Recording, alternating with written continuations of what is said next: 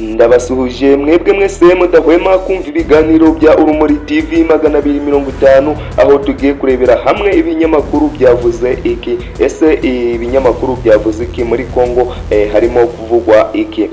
Turaza kunyarukira ku kinyamakuru Igihe aho ihuriro rya AFC M23 Rirwanya ubutegetsi bwa Repubulika Iharanira Demokarasi ya Kongo ryashyikirije ibitaro bikuru bya Masisi imbangukira gutabara nshya kugira ngo ije ifasha guha abaturage ubutabazi bw'ibanze cyangwa se ubutabazi bwihuse.